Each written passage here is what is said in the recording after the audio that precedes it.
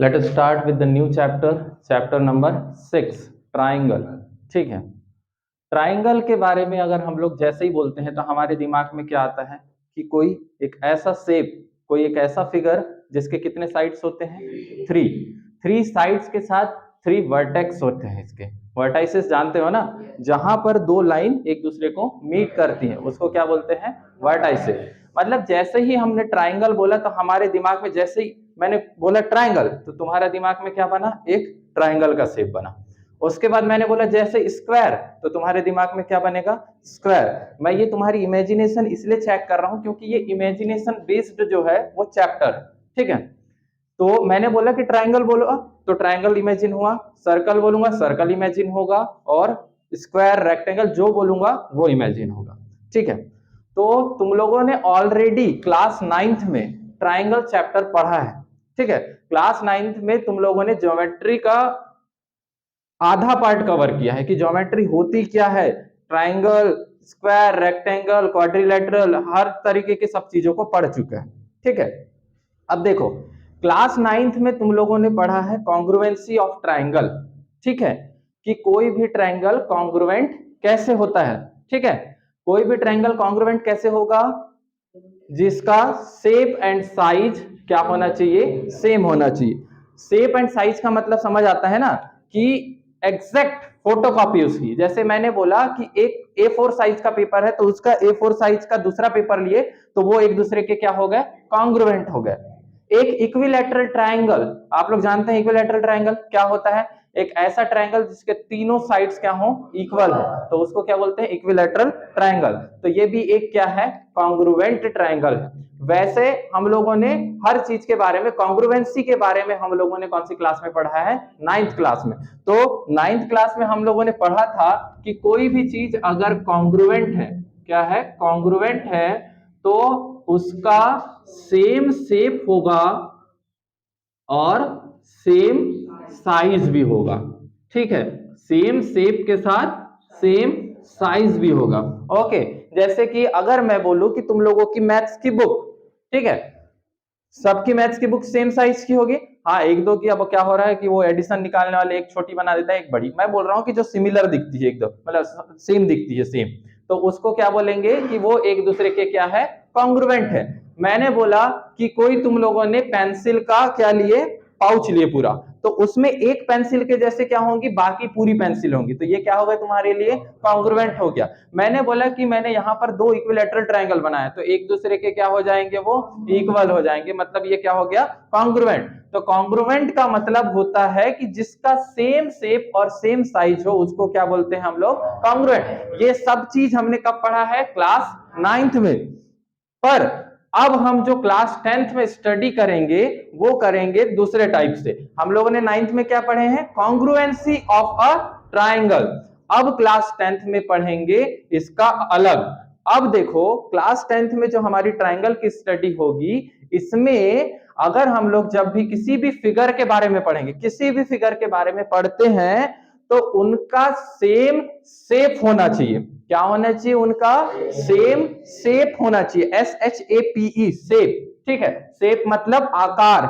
ठीक है, तो कोई भी फिगर का सेम शेप हो जाएगा, पर जरूरी नहीं है कि उसका साइज सेम हो।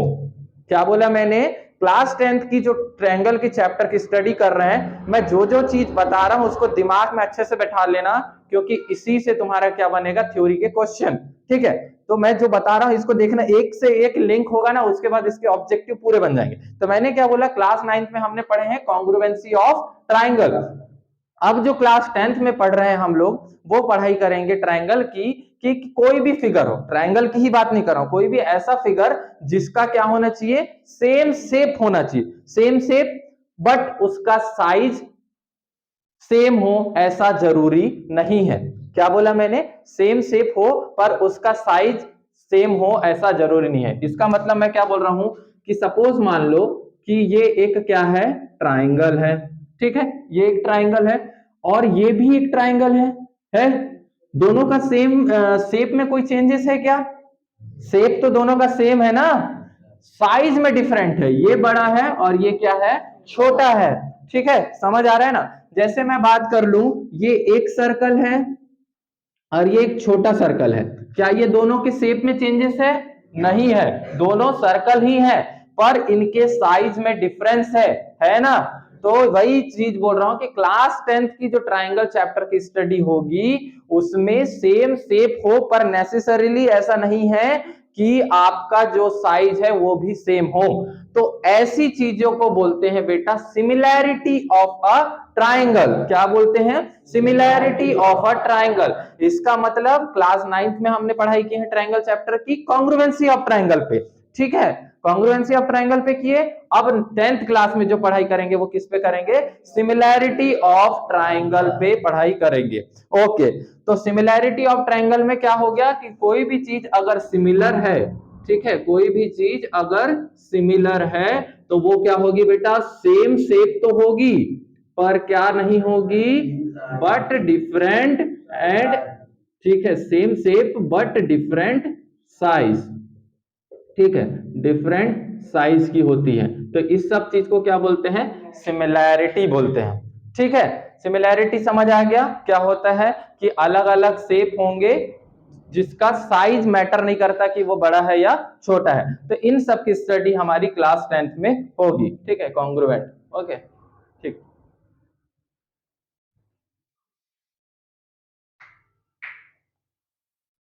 ठीक, ओके। अब क्या करेंगे हम लोगों ने पता कर लिया कि सिमिलर फिगर होते कैसे हैं, और हमको क्लास 10th में किसकी बात करना है बेटा? सिमिलर फिगर की। चलो अपन कुछ एग्जांपल लेते हैं। सपोज मान लो कि तुम अपने घर से निकले, अपनी छत पर चढ़े, ठीक है, और तुमने क्या किया? एक मून को देखा, मतलब रात के समय था, तुम लोगों ने एक चांद को देखा, ठीक है। अब ये बताओ बेटा, क्या तुम वो वहां पर तुम लोग खड़े हो अपनी छत पर, और तुम क्या उस चांद का डिस्टेंस नाप सकते हो अपने पास से? नहीं नाप सकते। ऐसा तो नहीं है कि घर से निकले फटाफट मम्मी का सिलाई मशीन के पास गए और वहां से एक टेप उठाए और बोले कि आज मैं चांद को नाप के दिखाऊंगा कि मेरे घर से कितना दूर है। उठा के जेब में भरे और निकल लिए ऊपर छत में और जाके नापना शुरू किए कि मेरे से कितना दूर है चांद, ठीक है। ऐसे ऐसे ऐसे में तुम लोग सीधा कहां पहुंच जाओगे? चांद ही में पहुंच जाओगे, क्योंकि थोड़ा आगे बढ़ोगे छत से नीचे गिर जाओगे, ठीक है। या फिर तुम सोचो कि तुम सपोज मान लो कि किसी माउंटेन पे चढ़ गए हो, बड़ा सा माउंटेन, ठीक है, वहां जाके जैसे हिमालय पहुंच गए तुम लोग, ठीक है, 10th बोर्ड के बाद चले जाना, ठीक। फिर उसके बाद क्या होगा कि हिमालय में गए, अब तुम लोग देख रहे हो कि वहां से बादल बहुत पास पास में दिख रहे हैं, तो क्या तुम घर से एक टेप लेके जाओगे और उसको भी ना वहां पे नापना शुरू कर दोगे कि कितना डिस्टेंस पे है या कितना हाइट पे है? ये नहीं नाप सकते, ठीक है।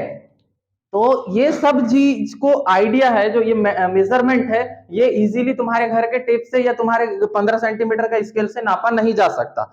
तो ये सब चीज का आइडिया, जो मेजरमेंट है, इसको एक अलग तरीके से किया जाता है, ठीक है, कि एक अलग फॉर्म होता है कि हाँ हम उसको कैसे मेजर करेंगे। तो वो सब चीज के बारे में पढ़ेंगे बेटा हम किस टॉपिक में? सिमिलैरिटी ऑफ ट्रायंगल में, ठीक है। तो सिमिलैरिटी ऑफ ट्रायंगल की मदद से हम लोग ये सब का डिस्टेंस पता कर सकते हैं। ओके, समझ आ गया? किसी की हाइट, किसी का डिस्टेंस, ये सब चीज हम किससे पढ़ेंगे? सिमिलैरिटी ऑफ ट्रायंगल में। अभी देखना तुम्हारे मैंने अभी आगे का जो एक्सरसाइज है उसमें एक दो क्वेश्चन आएंगे, उनमें हम लोग देखेंगे, ठीक है। चलो अब हम स्टार्ट करते हैं टॉपिक सिमिलर फिगर। अब ध्यान से सुनना, what is similar figure. Okay, मैंने बोला है कि आज पूरा कंसेप्चुअल बात होगी, ज्यादा यहाँ पर क्वेश्चन सॉल्व नहीं होगा, ठीक है। अब ये सिमिलर फिगर पे तुम्हारे आते हैं ऑब्जेक्टिव। अब व्हाट इज सिमिलर? सिमिलर मतलब जिसका सेम शेप हो बट डिफरेंट साइज है।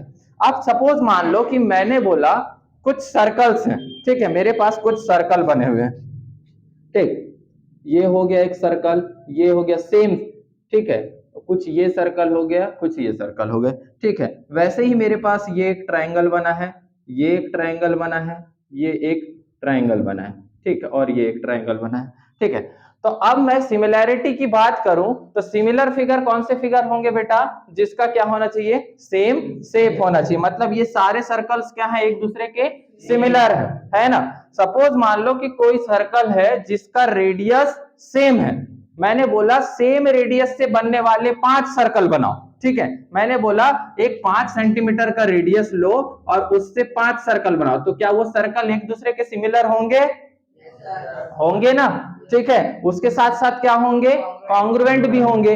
पर अगर तुमने इस रेडियस को कम किया तो सर्कल भी क्या बनेगा, छोटा बनेगा। ठीक है, बात छोटी छोटी सी समझो, मैं बता रहा हूं। अगर कोई सर्कल का रेडियस छोटा लोगे तो उसका सर्कल भी क्या बनेगा, छोटा बनेगा, और रेडियस कम करोगे और छोटा बनेगा, या रेडियस को बढ़ाओगे तो तुम्हारा सर्कल क्या होगा, बढ़ते जाएगा। सेम सेम सेम अगर मैं ले लूं एक स्क्वायर, अगर स्क्वायर के साइड चारों साइड में छोटे लूंगा तो छोटा स्क्वायर बनेगा।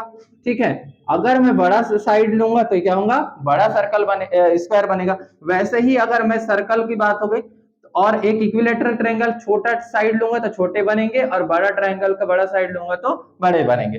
तो बेटा ये सब चीज डिपेंड किस पे कर रहा है तुम्हारा, ये इसका रेडियस पे डिपेंड कर रहा है। इस स्क्वायर के लिए किस पे डिपेंड कर रहा है, साइड्स पे डिपेंड कर रहा है, और इस ट्रायंगल का भी साइड पे डिपेंड कर रहा है। तो तुम लोग ये नहीं बोल सकते क्या कि कोई भी फिगर बनाओ तुम लोग, पर हम उसको तो स्क्वायर ही बोलेंगे। क्या इसको तुम स्क्वायर नहीं बोलोगे, क्या तुम इसको स्क्वायर नहीं बोलोगे, क्या इसको ट्रायंगल नहीं बोलोगे, इसको भी ट्रायंगल बोलोगे ना, ये भी सर्कल है और ये भी सर्कल है। इसका मतलब है बेटा जिसका सेम शेप दिख जाए तो वो क्या कहलाएगा तुम्हारा। अगर मैंने बोला ये सबके सेम शेप है मतलब ये क्या है, सर्कल। तो ऐसे ही में तुम लोगों को क्वेश्चन पूछा जाता है क्या, ऑल सर्कल्स आर, उसके बाद फिल इन द ब्लैंक्स, उसके बाद तुम लोगों को आंसर लिखना पड़ता है। तो ये बताओ कि क्या पूरे सर्कल्स कॉन्ग्रुएंट हो सकते हैं, ऐसा जरूरी है, नहीं है जरूरी। क्यों नहीं है जरूर, क्या बताओ, इसको तुम सर्कल नहीं बोलोगे, बोलोगे ना, क्या इसको सर्कल नहीं बोलोगे, तो क्या ये एक दूसरे के सिमिलर है, ये सॉरी कॉन्ग्रुएंट है, नहीं है ना। सेम टू सेम यहां पर देखो ये भी ट्रायंगल है और ये भी क्या है, ट्रायंगल है।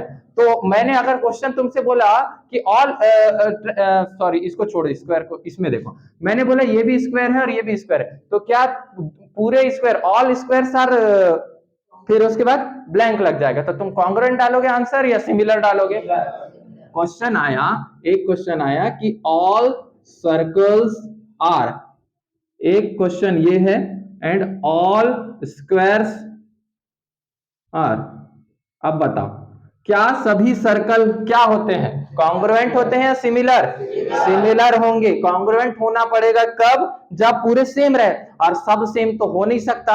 हो सकता है क्या, एक सर्कल में 10 रेडियस का बनाऊंगा, एक 15 का बनाऊंगा, बोलने में तो सर्कल ही है ना, तो वो कॉन्ग्रुएंट तो नहीं हुए। तो कॉन्ग्रुएंट होने के लिए सबका सेम शेप और सेम साइज होना चाहिए, इसीलिए इसका आंसर क्या आएगा यहाँ पर, सिमिलर। ठीक है, और ऑल स्क्वायर्स आर, ये भी क्या होगा बेटा, सिमिलर। क्यों, आंसर तुम लोग के तो दिमाग में बैठ जाना चाहिए कि हर किसी का शेप और साइज सेम हो ऐसा जरूरी नहीं होता, पर भी हम इनको स्क्वायर तो बोलते हैं ना। बस यही कंसेप्ट है कि सिमिलर और कॉन्ग्रुएंट में क्या है। तो कोई भी फिगर के बारे में पढ़ते हो तो ये याद रखो कि अगर शेप सेम दिख रहा है और साइज डिफरेंट है तो इसका मतलब ये नहीं है कि हम उसको स्क्वायर नहीं बोलेंगे, वो भी क्या होगा, स्क्वायर होगा। तो इसका मतलब अब सुनो, अब एक मेन पॉइंट सुनना कि कोई भी फिगर, कोई भी सिमिलर फिगर, ध्यान से सुनना, कोई भी सिमिलर फिगर, कोई भी सिमिलर फिगर को हम कॉन्ग्रुएंट नहीं बोल सकते, पर कोई भी कॉन्ग्रुएंट फिगर को सिमिलर बोल सकते हैं। ठीक है, बात ध्यान से सुनना, कोई भी सिमिलर प्रोडक्ट को क्या नहीं बोल सकते हम लोग, कॉन्ग्रुएंट नहीं बोल सकते, और कॉन्ग्रुएंट को सिमिलर बोल सकते हैं। अब एग्जांपल लो, जैसे मैंने बोला बिस्लरी की 2 बॉटल लो 20-20 रुपीस की, ठीक है, लिए तुम लोगों ने, एक बॉटल इधर रखा है, एक बॉटल अपने पास रखा है, तो ये एक दूसरे के क्या है, सेम दिख रहे हैं, तो हम लोग बोल सकते हैं ना कि ये दोनों एक दूसरे के सिमिलर भी हैं और एक दूसरे के कॉन्ग्रुएंट भी हैं। ठीक है, दो हो गए। अब एक 20 रुपए की लिया मैंने और एक 10 रुपए की बिस्लरी की बोतल ली, तो मैं क्या बोलूंगा कि ये एक दूसरे के सेम दिख रहे हैं पर साइज में सेम नहीं है, तो क्या मैं ये दोनों को एक दूसरे के कॉन्ग्रुएंट बोल सकता हूं, नहीं बोल सकता। मतलब कॉन्ग्रुएंसी के लिए बराबर होना जरूरी है। तो एक बात क्या बोला मैंने, कोई भी सिमिलर प्रोडक्ट कॉन्ग्रुएंट नहीं हो सकता, पर कोई भी कॉन्ग्रुएंट प्रोडक्ट सिमिलर हो सकता है। ये पूरा बेसिक है अच्छे से समझने का, इतना जो बताया हूं मैं अभी तक, ये दिमाग में रह गया, पूरा हो जाएगा। अब कोई भी चीज का पढ़ना है हम लोगों को तो सिमिलैरिटी ऑफ ट्रायंगल की अलग अलग प्रॉपर्टी के हिसाब से पढ़ेंगे, जो मैं आगे पढ़ाऊंगा। ठीक है, आई होप समझ आ गया होगा। ठीक, चलो अब अपन लोग देखते हैं एक कंसेप्ट पॉलीगन का। बेटा तुम लोगों को पता होगा कि पॉलीगन क्या होता है, ठीक है, हम लोगों ने ऑलरेडी प्रीवियस क्लासेस में पढ़े हैं 8th 7th में भी पढ़ा है कि व्हाट इज पॉलीगन, पॉलीगन होता क्या है। ठीक, अब नेक्स्ट टॉपिक है पॉलीगन, ये पॉलीगन होता क्या है। ठीक, व्हाट इज पॉलीगन, पॉलीगन का मतलब होता है एक ऐसा फिगर, एक ऐसा फिगर, ध्यान से सुनना, एक ऐसा फिगर है जो पूरे तरीके से क्या हो, क्लोज्ड हो। ऐसे फिगर को हम लोग क्या बोलते हैं बेटा, पॉलीगन बोलते हैं। क्या बोलते हैं, पॉलीगन। कोई भी ऐसा फिगर जो क्या हो, पूरी तरीके से बंद हो, कहीं से भी घुसने का रास्ता ना हो उसके अंदर, तो ऐसे चीज को क्या बोलते हैं हम लोग, पॉलीगन। ठीक है, अब मैं तुम लोगों से पूछूं, क्या सर्कल एक पॉलीगन है, क्या एक ट्रायंगल पॉलीगन है, क्या एक स्क्वायर पॉलीगन है। तो देखो अब तुम सोचो, मैंने बोला एक ट्रायंगल, ट्रायंगल बनाया, तो देखो ये ट्रायंगल क्या हो गया, पॉलीगन है। क्यों बेटा, क्योंकि यहां पर कहीं पर भी ऐसा रास्ता नहीं कि हम इसके अंदर जा सके, पूरी तरीके से क्लोज्ड है। अब ऐसा नहीं कि तुम यहां से एक रास्ता बना लो, ठीक है, ऐसा नहीं करना है। ठीक, तो ये हो गया तुम्हारा पॉलीगन। एक स्क्वायर की बात कर लूं तो ये भी क्या है बेटा, तुम्हारा पॉलीगन है। या फिर मैं तुम्हारा एक रेक्टेंगल की बात कर लूं तो ये भी क्या है, तुम्हारा पॉलीगन है। ठीक है, चैप्टर के क्वेश्चन आंसर में आएंगे, पर उससे पहले पूरा बेसिक समझो कि ये होता क्या है, उसके बाद क्वेश्चन तो ऐसे ही बन जाएंगे। ठीक है, इसलिए पहले इधर मैं ये समझा रहा हूं। अभी पॉलीगन का टॉपिक है इसमें, इस पे एक ऑब्जेक्टिव आता है, तो वो मैं समझा रहा हूं। तो पॉलीगन का मतलब क्या होता है, एक क्लोज्ड फिगर। क्या होता है ये, एक क्लोज्ड फिगर, मतलब पूरी तरीके से बंद होता है ये, तो इसको क्या बोलते हैं बेटा, क्लोज फिगर।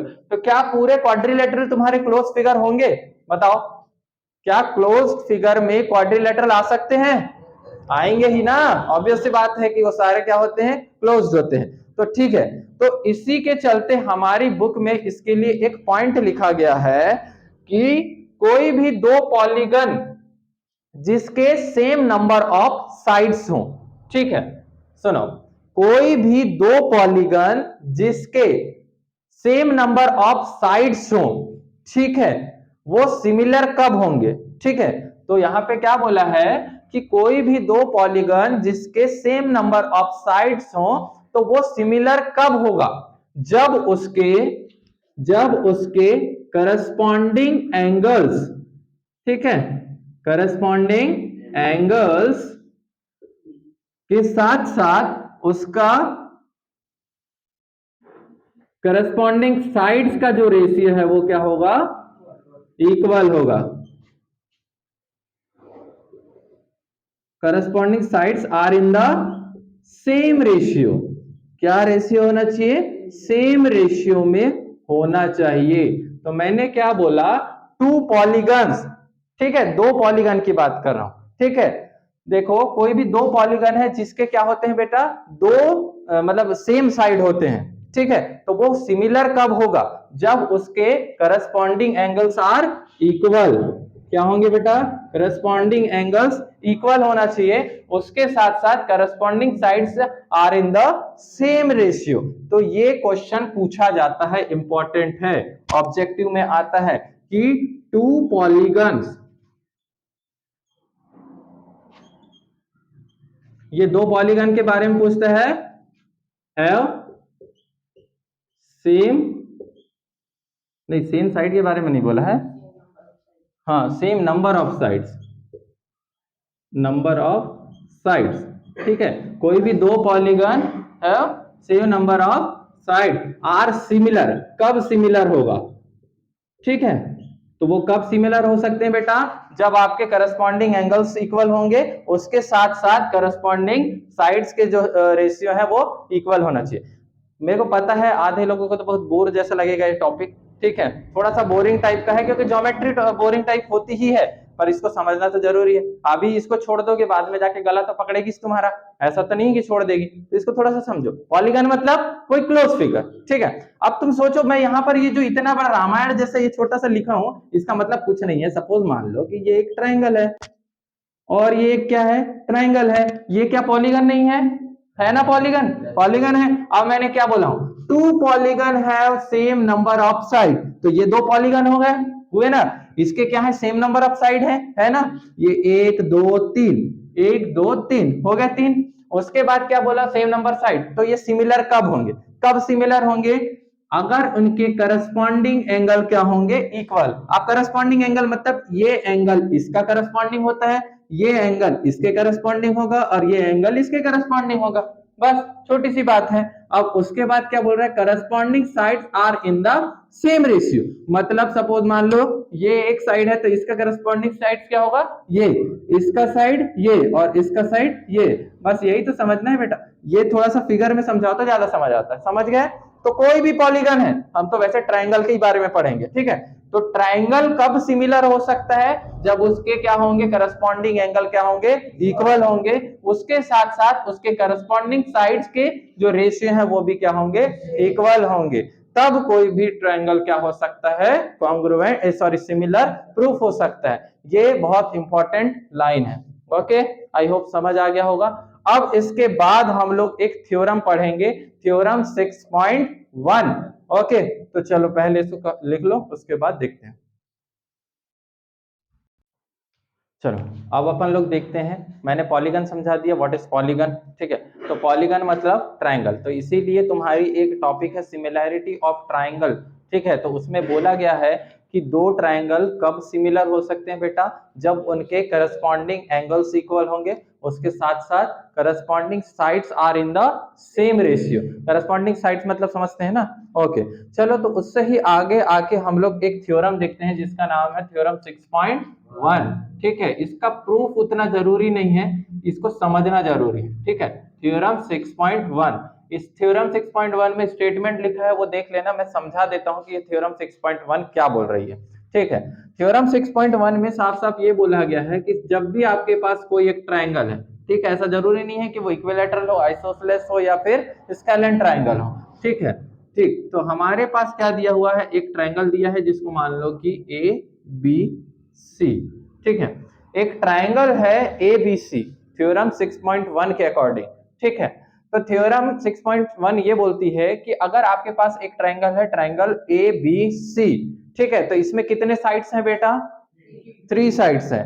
तो कोई एक लाइन, क्या बोलता है थ्योरम 6.1, कि कोई एक लाइन है जो किसी भी एक साइड के पैरेलल जाती है। सुनना, कोई एक लाइन ड्रॉ करो तुम अपने इस ट्रायंगल में जो किसी भी साइड के पैरेलल जाए और अदर 2 साइड्स को काटे, तो इस लाइन को एक दूसरे के पैरेलल बताया जाता है। क्या बोला है, सुनना, कोई भी एक ट्रायंगल लो, देखो जैसे कि तुम्हारा स्टेटमेंट में क्या बोला है, इसमें बुक में बोला है if a line is drawn parallel to the one side of a triangle. अब सुनो, ध्यान से सुनना, ये एक साइड है, ये एक साइड है और ये एक साइड है, ओके, 3 साइड है अपने पास। अगर मैंने सोचा कि मैं लाइन निकालना है, देखो कहीं से भी निकाल सकते हैं, तुम्हारी मर्जी है। मैंने बोला अगर एक लाइन मैं ऐसे खींच लेता हूं, सपोज मान लो, ठीक है, तो वो इस लाइन के पैरेलल हो जाएगी। अब तुम्हारा मन किया कि मैं ऐसी लाइन खींचता हूं, तो ठीक है वो इसके पैरेलल हो जाएगी। अब तुम्हारा मन किया मैं ऐसे खींचता हूं, तो ठीक है इधर के पैरेलल हो गए। पर हम लोग थोड़ा सा सही ढंग से करते हैं और सीधा एक लाइन खींच लेंगे यहां से। तो क्या बोल रहा है, if a line is draw parallel to the one side of a triangle, ठीक है, मैंने ये बीसी के पैरेलल एक लाइन खींच लिया, ठीक है। तो मैंने इसको खींचा तो क्या बोल रहा है, one side of a triangle to intersect the other 2 side, कर रही है इंटरसेक्ट, यहां पे कर रही है और ये यहां पे कर रही है, ठीक है, in the distinct point, distinct point मतलब अलग अलग पॉइंट पे, ठीक है।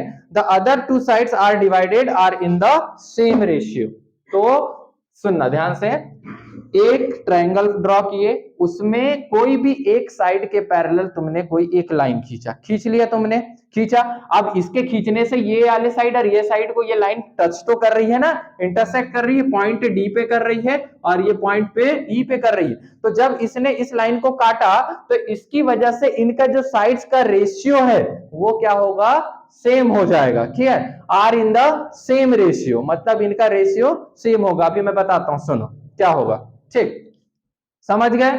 सेम रेशियो मतलब भी समझाऊंगा, अभी मैं इसको स्टेट में एक फॉर्म में लिखूंगा तो उसमें समझ आ जाएगा। तो समझ आया, कोई भी एक ट्रायंगल के कोई भी एक साइड के पैरेलल तुमने लाइन खींचा तो वो अदर 2 साइड्स को, करस्पॉन्डिंग साइड्स को, सॉरी करस्पॉन्डिंग साइड कैसे बोल सकते हैं, उनके साइड्स को क्या काटेगा बेटा, सेम रेशियो में काटेगा। जैसे मान लो कि ये 1/2 है तो ये भी क्या होना चाहिए, 1/2।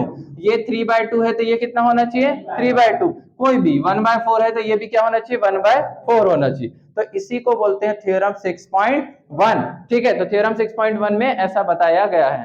ठीक है, तो हम लोग क्या बोल सकते हैं कि सेम रेशियो में होना चाहिए, मतलब इधर देखो AD अपॉन DB, ठीक है, is equals to AE upon EC। ठीक है, तो यही है तुम्हारी थ्योरम 6.1।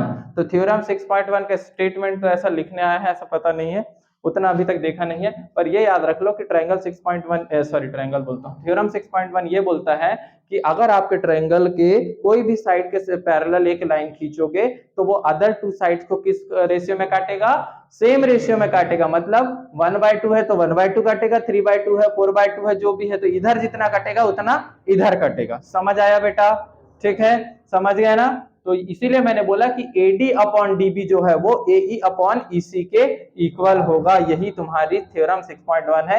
इतना सा को याद रखो, बाकी तुम लोग को इसी पे बेस्ड क्वेश्चन आएंगे। अब मैं चलो एक क्वेश्चन लेता हूं। ठीक है, एक क्वेश्चन लेता हूं, थोड़ा सा इसको छोटा करके मैं साइड में लिखता हूं। ठीक है, एक मिनट रुकना, इसको हम लोग थोड़ा छोटा कर देते हैं ये ट्राइंगल को, उसी पे कुछ एग्जाम्पल लेते हैं। फिर सपोज मान लो कि मेरे पास ये ट्राइंगल मैंने जो थ्योरम समझाया उसके अकॉर्डिंग है। ठीक, यहां से एक लाइन गई है, ये हो गया A, ये हो गया B, ये हो गया C, और ये D और ये E। तो इसका थ्योरम क्या था? AD upon DB is equals to AE upon EC। ठीक है, मतलब इस ट्राइंगल में क्या बताना है? अगर तुम्हारे को सपोज मान लो एग्जाम में स्टेटमेंट लिखने आ गया तो क्या लिखोगे कि कोई भी ट्रायंगल में, मतलब किसी ट्रायंगल में कोई एक साइड के पैरेलल हमने लाइन खींचा तो वो अदर टू साइड्स को किस पार्ट में काटा? Are in the same ratio में काटा। ठीक है, इसलिए मैंने लिखा AD अपॉन DB और AE अपॉन EC। चलो चलो एक मैं क्वेश्चन लेता हूं। मैं सपोज मान लो कि तुम्हारे NCERT बुक में भी दिया है क्वेश्चन, पर मैं थोड़ा अपने तरफ से लेता हूं। ठीक है, ये जैसे सपोज मान लो कई बार एग्जाम में आता है फिगर बना हुआ आता है। ठीक है, ये सपोज मान लो एक फिगर बना है। ठीक, सेम ऐसे ही एक आध फिगर आया था, शायद पिछले साल है, कब आया है पता नहीं। ठीक है, आया था ना 2022 में आया हुआ है। ठीक है, सपोज मान लो ये ABC एक ट्रायंगल है, ये D है और ये क्या है? E है। ठीक है, सपोज मान लो, अब मैंने बोला, ध्यान से सुनना इस क्वेश्चन को, अब मैंने बताया कि ये साइड 3 है और ये क्या है? 9 है। सपोज मान लो 3 है और ये 9 है और ये 15 है, तो आपको बताना है कि ये साइड क्या होगा। ठीक है, ये साइड क्या होगा? तो हम लोग को फॉर्मूला पता है। ठीक है, अब सपोज मान लो बेटा पेपर में तुम लोगों को सपोज मान लो कि ये साइड को कुछ और नाम देके भेज दिया, ये दिया है P, ये दिया है Q, ये है R, और इसको मान लो E और F दे दिया है। ठीक है, तो इसका मतलब ये नहीं है कि ये फॉर्मूला चेंज हो गया, अपने हिसाब से फॉर्मूला बना लो। क्या बनाओगे? PE upon EQ। ठीक है, PE upon EQ is equals to PF upon FR। ठीक है, अब देखो PE की वैल्यू कितनी है बेटा? 3, और EQ की वैल्यू कितनी है? 9। ओके, सेम टू सेम देखो PF की वैल्यू क्या है? X नहीं पता, और ये क्या है? 15। ठीक है, अब इसको क्रॉस मल्टीप्लाई करोगे तो 3 मल्टीप्लाई बाय 15 और अपॉन में 9 जैसे का वैसा इज इक्वल्स टू X। समझ आया ना? सिर्फ इसको इस साइड में जा। अब देखो 3 1 जा 3, 3 3 जा, और ये 3 1 जा 3, 3 5 जा, मतलब X की वैल्यू कितनी आई? 5। तो X की वैल्यू यहाँ आ गई 5। बन जाएंगे ऐसे क्वेश्चन। अब खुद सोचो, अभी मैंने क्या बताया था कि कोई भी ट्रायंगल को काटेगा तो इनका रेशियो क्या होगा? सेम होगा।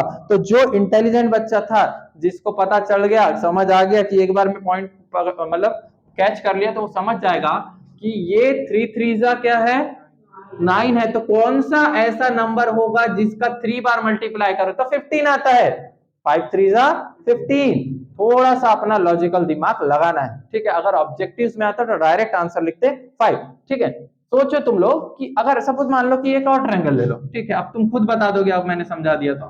ठीक है, जैसे मैंने बोला कि याला साइड जो है ये A, इसको B C D E कुछ भी नाम रखो, अपनी मर्जी है। ठीक है, मैंने बोला ये साइड है 1.5 और ये क्या है? 4.5। ठीक है, पॉइंट में रखते हैं, कई बार पॉइंट में भी आएगा क्वेश्चन। ठीक, तो तुम ये बताओ मुझे, बोलूंगा कि 5 45 ठीक है, तो मैंने बोला 2.4, तो यहां पर x की वैल्यू क्या होगी? 0.8। ठीक है, ये पॉइंट को मारो गोली, ये तो सिर्फ डराने का है। 15 3 जा 45, तो कौन से टेबल में 24 आता है? 8 3 जा 24, खत्म। यहाँ पर ये आंसर खत्म, 0.8। बन गए तेज तुम लोग। ठीक है, तो बस थोड़ा सा दिमाग लगाना, पर इतना तेज पना नहीं बनना है कि बोर्ड में सीधा 0.8 लिख के आ गया, फिर तुम्हारे को 0 में मार्क्स दे देगा वो। ठीक है, तो तुमको ये प्रोसीजर को अपनाना है। समझ आ गया? इतना थ्योरी पढ़ने का यही मतलब था। इतना मैंने जो अभी तक ये जो रामायण बताया हूँ, तो ये सब चीजें के लिए बताया था कि अब क्वेश्चन इजी तरीके से बनेंगे। ठीक है, समझ आ गया? ये एक दो एग्जाम्पल ले लो, एक दो एग्जाम्पल मैं और दे देता हूँ। ठीक है, यहाँ पर तुम्हारे एनसीईआरटी वाला एग्जाम्पल दे देता हूँ, जब तक लिख लो तुम लोग। ये एक एनसीईआरटी का क्वेश्चन था। क्या था बेटा? इसके साइड्स बताना, ए बी सी डी और ई। क्या था इसका ऊपर साइड? 1 पॉइंट, बताओ। नहीं दिया है? अरे एक्सरसाइज में दिया है ना तुम लोगों के,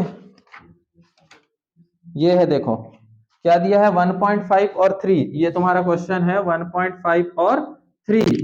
ठीक है, और ये क्या है 1।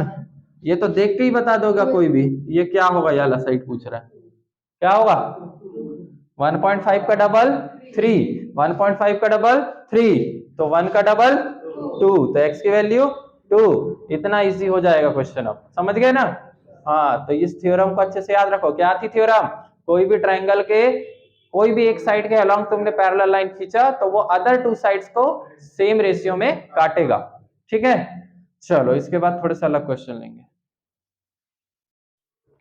तो जैसे हम लोगों ने अभी जिस ट्रायंगल का थ्योरम 6.1 के बारे में पढ़ा, तो इस थ्योरम को मैंने पहले तुम लोगों को समझा दिया है कि ये थ्योरम होती क्या है। अब सुनो, इस थ्योरम को कुछ नामों से जाना जाता है। ठीक है, तो इस थ्योरम को बोला जाता है बेटा बेसिक प्रोपोर्शनैलिटी थ्योरम। ठीक है, बेसिक प्रोपोर्शनैलिटी थ्योरम।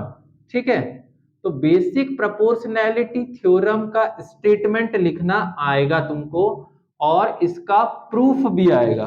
2022 में इसका प्रूफ आया है। पहले मैंने बोला कि इसका प्रूफ आता है आता नहीं, मैंने देखा नहीं, पर मैंने देखा अभी, तो 2022 में इसका प्रूफ भी आया है। ओके, तो सबसे पहले तो तुम लोगों को इसका स्टेटमेंट याद रहना चाहिए कि बेसिक प्रोपोर्शनैलिटी थ्योरम का स्टेटमेंट क्या है। तो मैंने पहले समझा चुका हूं कि कोई भी एक ट्रायंगल में किसी भी एक साइड के पैरेलल तुमने कोई एक और लाइन खींचा, तो वो अदर टू साइड्स को क्या करेगी? इंटरसेक्ट करेगी, और इंटरसेक्ट करने की वजह से उनके साइड्स को किस रेशियो में बांटेगी?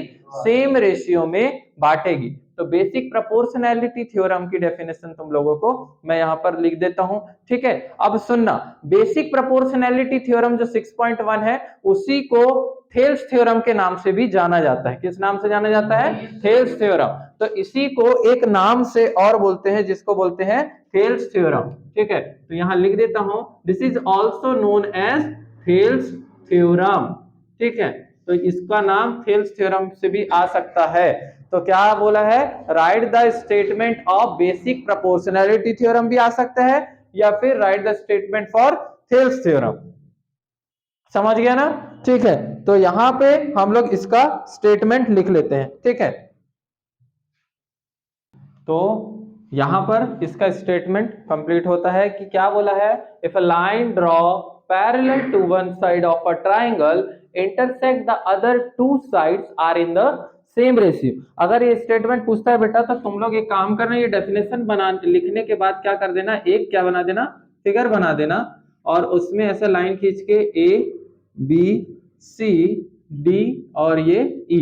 ठीक है, अब ये थ्योरम क्या बोलती है कि सेम रेशियो होना चाहिए, तो A D upon D B, और क्या होगा? A E upon E C. ठीक है, इतना लिख दोगे, मार्क्स कहीं नहीं घटेंगे। एग्जैक्ट इतना लिखना जरूरी है तुमको। समझ गए? तो थ्योरम 6.1 भी समझ गए, उसकी स्टेटमेंट भी समझ गए, उसका एक और नाम भी समझ गए, और उसको लिखेंगे क्या ये भी समझ गए। अब पता है तुम लोगों को इसको प्रूफ करना भी आएगा कि A D upon D B is equals to A E upon E C. इसको प्रूफ करना है आप लोगों को। ठीक है, तो नेक्स्ट पार्ट में हम लोग इसका प्रूफ लेंगे। ठीक, प्रूफ। चलो, अब अपन लोग देखते हैं थ्योरम 6.1 का प्रूफ।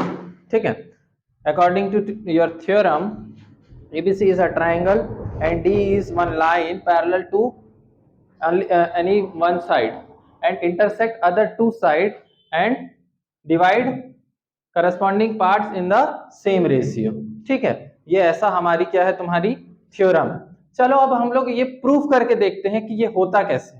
ठीक है, चलो स्टार्ट करते हैं, ध्यान से सुनना, ये प्रूफ आया हुआ है। ठीक है, तो हम लोग स्टार्ट करते हैं। ABC is a triangle. ABC क्या है, एक ट्राइंगल है। ठीक है, और इतना ही लिखे। अब उसके बाद हम लोगों को दिख रहा है कि जो तुम्हारी DE लाइन है वो किसके पैरेलल है बेटा, BC के पैरेलल। ठीक है, DE लाइन जो है वो पैरेलल है किसके, BC के। ठीक है, ओके। और उसके साथ साथ क्या हो रहा है कि हम लोगों को जो प्रूफ करना है वो देखते हैं। ठीक है, तो सबसे पहले तो हम लोग देखते हैं कि कंस्ट्रक्शन कुछ करना पड़ेगा, प्रूव करना पड़ेगा। तो सबसे पहले हम लोग प्रूव लिख लेते हैं कि प्रूव पार्ट क्या होगा। तो प्रूव हमको क्या करना है बेटा कि AD अपॉन DB आ जाए और क्या आ जाए, AE अपॉन EC आ जाए। ठीक है, चलो ट्राई करते हैं प्रूफ करने का। स्टार्ट करते हैं, थोड़ा सा कंस्ट्रक्शन लेना पड़ेगा, बिना कंस्ट्रक्शन के ये तो बनना है ही नहीं। ठीक है, कंस्ट्रक्शन लेते हैं। चलो अपन लोग क्या करते हैं, B से लेकर E तक इसको ज्वाइन करते हैं, छोटे छोटे ट्राइंगल में बांटते हैं, जिससे कि हम इसको प्रूव कर सके। अभी सारा ध्यान इधर रखो। ठीक है, तो इधर देखो, और इसको भी मैंने कंस्ट्रक्शन करके ये बना दिया, बहुत प्यारा डायग्राम बन रहा है। ठीक है, अब सुनो, ये कंस्ट्रक्शन हो गया। इसके साथ साथ कोई भी ट्राइंगल का अगर हम लोग फॉर्मूला पढ़ते हैं तो क्या बोलते हैं बेटा, half into base into height. हमारे पास बेस तो पूरा प्रोवाइड है पर हमारे पास हाइट प्रोवाइड नहीं है, इसलिए चलो हम लोग हाइट का भी एक कंस्ट्रक्शन करते हैं। ठीक है, कि हाइट लेते हैं। चलो अपन, तो मैंने एक हाइट ले लिया ये और एक हाइट ले लिया ये। ठीक है, तुम्हारे बुक में भी ऐसे कोई डायग्राम बना है ना, बना है ना। ठीक है, तो चलो मैंने एक मतलब इस ट्रायंगल के एक परपेंडिकुलर लाइन खींचा। ठीक है, परपेंडिकुलर लाइन ही तो तुम्हारा क्या होता है, हाइट होता है। अभी ये ध्यान से सुनो, तो इसको मैंने मान लिया m और यहां पर भी एक परपेंडिकुलर खींचा जिसको मान लिया n। इसका मतलब है कि जो मैंने ये en परपेंडिकुलर खींचा है ना, ध्यान से सुनना, ये जो en परपेंडिकुलर खींचा है वो पूरा AB के लिए खींचा है। ठीक है, कि AB लाइन पर कोई एक en परपेंडिकुलर है, सेम टू सेम। जो DM खींचा है वो मैंने किसके लिए खींचा है, पूरा AC लाइन के लिए खींचा है। ठीक है, अब ध्यान से सुनना, तो कंस्ट्रक्शन में लिखना है जॉइन B2, ये जॉइन BE किया है मैंने, एंड कौन सा किसको किया है, CD को ज्वाइन किया है ना, CD को ज्वाइन किया है। ये तो मैंने परपेंडिकुलर लिया है। अब इसमें मैंने क्या किया है बेटा कि जो तुम्हारा ये EN है, EN, ये जो EN है वो किस पे परपेंडिकुलर है बेटा, अब भी मैंने बताया AB लाइन पे परपेंडिकुलर। किस पे है, AB लाइन पे परपेंडिकुलर है। और DM किस पे परपेंडिकुलर है, AC पे परपेंडिकुलर है। इतना काम बन गया। ठीक, इतना काम बन गया, तो स्टार्ट करते हैं अपन लोग। अब यहां से करते हैं स्टार्ट प्रूफ। ठीक है, इतना लिख लिया, बहुत सफिशिएंट है। ठीक, अब स्टार्ट करते हैं बेटा, ध्यान से सुनना। हमारा सबसे पहले जो एक टारगेट है कि करना क्या है, मैं पहले बता देता हूं तुम लोग को, सुनो। सबसे पहले ये जो ट्राइंगल है ADE, ये दोनों के लिए कॉमन है। ठीक है, अब कैसा कॉमन है सुनना। सबसे पहले मैं एक ट्राइंगल लूंगा ADE और उसके साथ एक याला ट्राइंगल लूंगा, कौन सा, DBE। ध्यान से सुनना, ये बड़ा ट्राइंगल, ये छोटा ट्राइंगल के साथ DB वाला एक ट्राइंगल लूंगा। ठीक है, कौन सा पार्ट, मैं बोल रहा हूं याला पार्ट। देखो ये पार्ट को लेना है मुझे। ठीक है, किसके साथ, ये बड़े वाले के साथ। ध्यान से सुनना, एक बार ये काम हो जाएगा, उसके बाद फिर से ये वाला ट्रायंगल लूंगा और उसके साथ फिर ये वाला ट्रायंगल लूंगा। समझ आया टारगेट, क्या बोला मैंने। सबसे पहला वो प्रूफ में ऐसा ही है, वो तो डायरेक्ट फटाफट कर दिया, वहां समझाया था नहीं, मैं समझा रहा हूं कि ये ट्रायंगल के साथ पहले ये वाला ट्रायंगल लूंगा। ठीक है, और उसके बाद इसी ट्रायंगल के साथ ये वाला ट्रायंगल लूंगा। ठीक है, ध्यान से सुनना, ऐसा करना पड़ेगा। तो सबसे पहले मैं लेता हूं इन ट्रायंगल, कौन सा, ADE एंड ट्रायंगल कौन सा, BDE। ठीक है, सबसे पहले इनका एरिया निकालता हूं। सबसे पहले मैं कौन से ट्रायंगल का एरिया निकालूंगा, triangle of area of triangle ADE। ठीक है, तो एरिया, एरिया को ए आर से डिनोट करते हैं, क्लास 9th में बताया गया है। तो मैं निकाल रहा हूं ट्रायंगल ए डी ई का एरिया, ठीक है, ठीक, ट्रायंगल ए डी ऊपर वाले का। तो इसका फॉर्मूला क्या होता है बेटा, half into base into height होता है ना, ध्यान से समझना, half into base into height, ठीक है। तो अगर इसका यहाँ पे थोड़ा साइड में area of triangle A D ई निकालेंगे बेटा, तो क्या होगा, हाफ जैसे का वैसा। अब ये सोचो कि इस ट्रायंगल के लिए बेस क्या होगा बेटा, अभी मैं सिर्फ ये दो ट्रायंगल की बात कर रहा हूं, तो इधर वाला पार्ट देखेंगे तो बेस अभी इस ट्रायंगल के लिए क्या होगा, एडी होगा, होगा ना, छोटा ट्रायंगल के लिए एडी होगा, ठीक। अब उसके बाद बताओ बेटा उसका हाइट क्या होगा। तो देखो ध्यान से सुनना, थोड़ा सा इमेजिनेशन लगेगा, ऐसे फालतू इजी तरीके से सॉल्व हो जाए ऐसा नहीं है ये, ठीक है। तो सुनो, अभी मैं बात कर रहा हूं इस ट्रायंगल की, ए डी और ई की। तो ये ट्रायंगल को थोड़ा सा ऐसा इमेजिन करके देखो, तो ये हाइट आ जाएगी ना, ई एन एक हाइट आ जाएगी ना तुम्हारी। कोई भी चीज परपेंडिकुलर होती है ट्रायंगल पे, मैंने बोला ये देखो ये एक ट्रायंगल है, ठीक है, तो कोई चीज इस पे परपेंडिकुलर है, मतलब वो हाइट को बता रहा है ना, उसकी हाइट को बता रहा है। तो इस ट्रायंगल के लिए, ट्रायंगल एडी के लिए हाइट क्या हो जाएगी तुम्हारी, ई एन, ये जो हो गई तुम्हारी हाइट हो गई, समझ गए। सिमिलरली सिमिलरली अब ये ट्रायंगल का हो गया, तो उसके साथ मैंने कौन सा ट्रायंगल लिया है, बी डी ई, ठीक है, triangle, area of triangle B D E, इसमें भी कौन सा फॉर्मूला लगेगा, half into base into height. तो अब इसका बेस देखते हैं, तो इसका बेस क्या हो जाएगा, डीबी, ठीक है, या फिर बी डी, यहाँ पे डीबी लाना है तो इसलिए मैंने क्या किया, डीबी कर दिया।